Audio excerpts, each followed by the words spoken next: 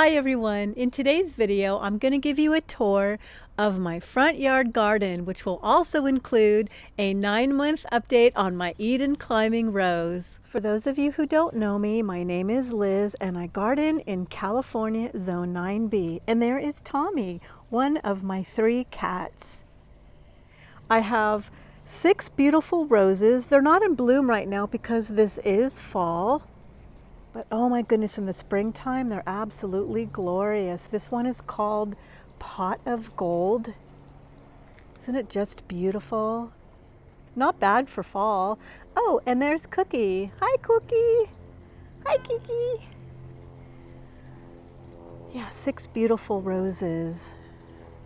And I am going to show you my Eden climbing rose as well. But first, I'm going to show you some things out here. I used to have ice plants down here, but one of my viewers said that the orange, which was beautiful, kind of clashed with all the colored roses.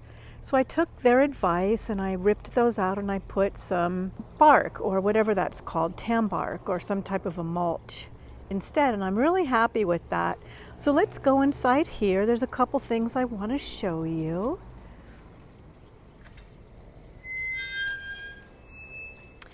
My vinca is kind of getting done for the season, but what I normally do is I put daffodils in between these society garlets, and it looks so beautiful.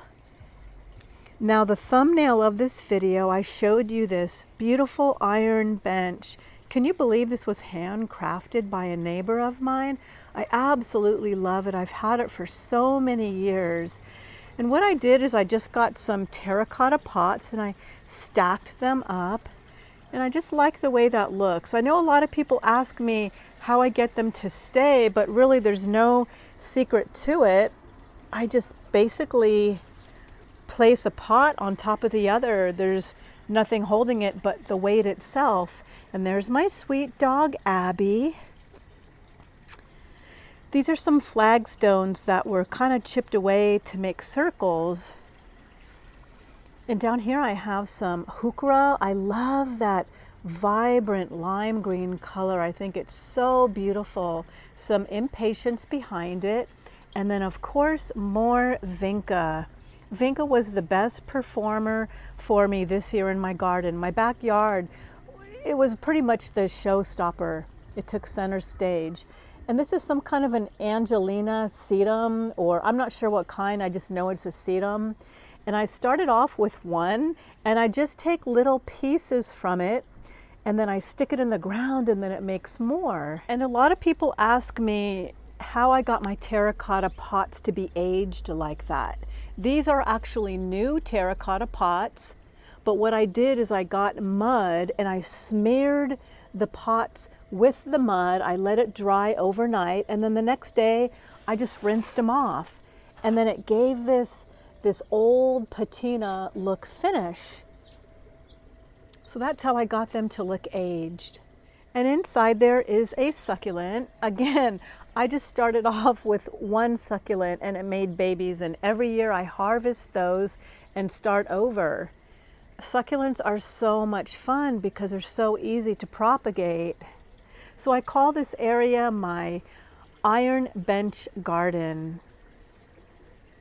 And inside that pot is more sedum with some more succulents. They grow this big each year, and a coleus. Since we're on this side of my front yard, let me show you my raised metal veggie boxes. And you can tell my granddaughter was having a fun day while I was setting those up. These used to be in my backyard, but they did take up kind of a lot of room, and I just love the way they look out here, so I moved them. And inside these boxes I'm growing some cheddar cauliflower. It doesn't taste like cheddar cheese, but I guess it's called cheddar cauliflower because of the way it looks. It's like an orange color. And over here I'm growing some kale. I kind of have it mixed in with the, I think, Brussels sprouts. I kind of forgot.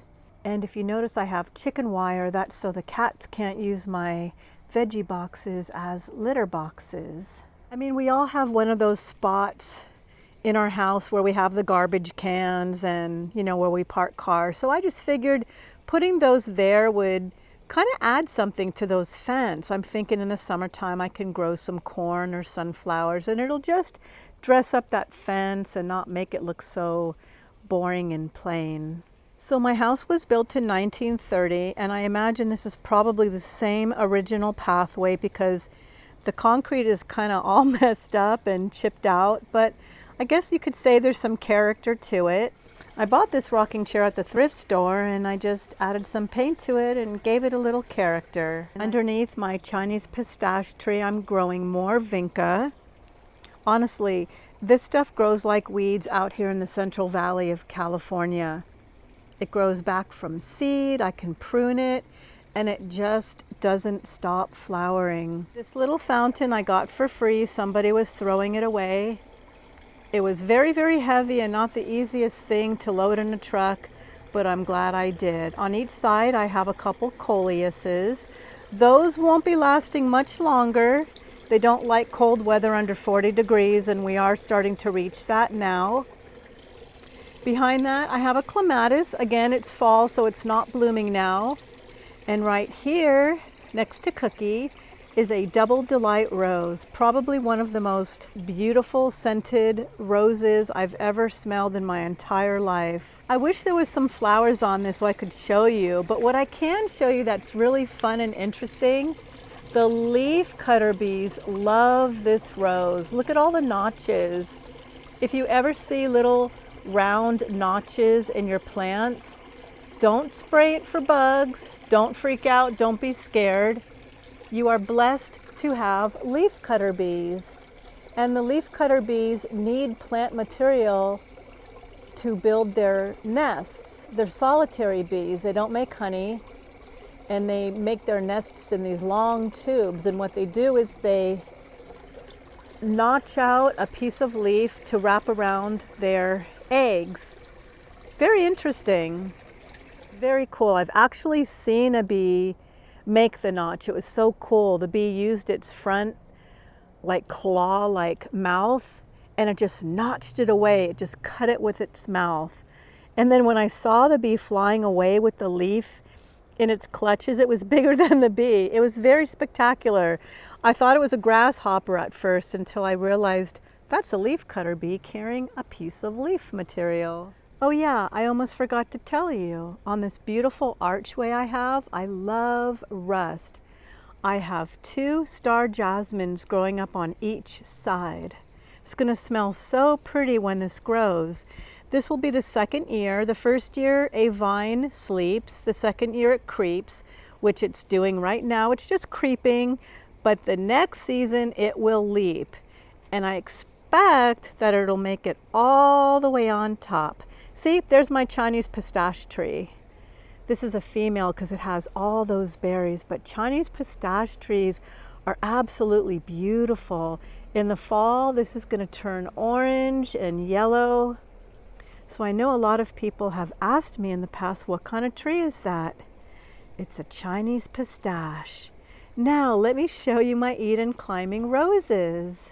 So my Eden climbing roses are right here, one there and one there. And again, I have the same archway as I have in the front of my house. So I planted 2 Eden climbing roses about 9 months ago. I bought them from the big box store. They were like $12 or $14 each. And I think they're growing really nice. They did bloom in the springtime. There's no blooms on these now. Look at how tall they got though. Look at how tall. I think that's a sucker. I might prune that off. I'm not sure, but I know it's a sucker. See, you can see the light colored one. No, maybe that's not a sucker. Maybe I'll leave that cane on because that's a really nice big cane. So in case you didn't know this about Eden climbing roses, or any roses for that matter, when they grow, you don't want to grow the canes up and around. What you want to do is weave them in and out of a trellis, since the new growth grows off of the main cane. So you can tell that I'm weaving this one to go sideways. Like I said, if I were to have it grow up, it would have already reached the top. but I'm training these to go sideways because then the new growth that's going to make the flowers is going to come up from here. And on the right hand side of my Eden climbing roses is a kumquat tree, which I actually bought at a garage sale for $10. Can you believe that? And it came in this big, beautiful pot. What a deal. And the tree right there, that is a crabapple. It's so pretty in the springtime. It makes these beautiful hot pink buds. And right now it makes little teeny apples that the birds enjoy. Because this time of year, the birds need food, and there's not always a lot of flowers or things for birds to eat. And look at, these are the berries that my Chinese pistache is making. This is how I can tell that it's a female. And I'm getting ready to plant all of my daffodils in between the society garlic, like I mentioned. I'm very excited about that. In the springtime, it's so pretty. But aren't my cats just beautiful? Tommy and Cookie are actually brother and sister. I've had them for about 10 years now. Tommy looks like a lion. He's so sweet. And his meow is so much more deeper than Cookie's. Cookie's a little sweetheart. She's so pretty, I think. And you can tell why I named her Cookie, because it looks like she has cookies on her. And there's little Abby. She likes to run around the neighborhood. Come on, Abby.